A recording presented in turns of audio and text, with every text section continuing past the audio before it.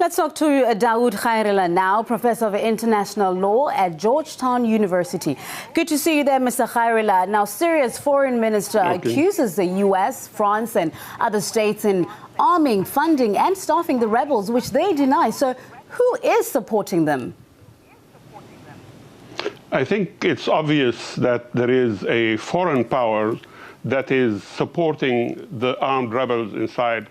And if we are to believe the report of the BND, the most respectable European, it's a German intelligence service, one of the most respectable probably in the world, who says that 5%, only 5% of the armed oppositions are Syrians, and the others are mercenaries coming from the outside. This is a huge violation of international law, of the sovereignty of Syria, a distortion of the reason for which the uprising had taken place, destroying the national economy, destroying the most precious treasures of Syria, like the souk. It's one of the oldest covered souk in the world in Aleppo. This is not the work of a Syrian nationalist. This is something that is vicious, and it is fomented and funded and trained and controlled from outside. And this is totally illegal and totally against United Nations Charter, international law, and practice among nations.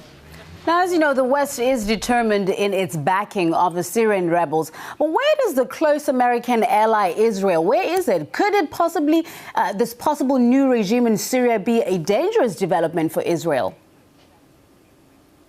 I think there might be making a huge mistake again. I mean, they hold it against Mr. Assad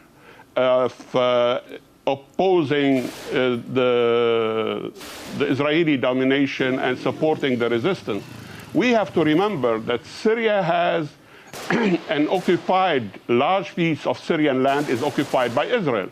And like any country who has occupied territories would do everything it can to free its territories. And there were negotiations between Syria and Israel. They were very close under Mr. Rabin's rule to come to an agreement, to a settlement. And if Syria would become a failed state, and I think it is the most likely scenario, and will have the fundamentalists ruling in parts of Syria, this will be a huge headache, not only to Israel, but to everyone, to the whole world.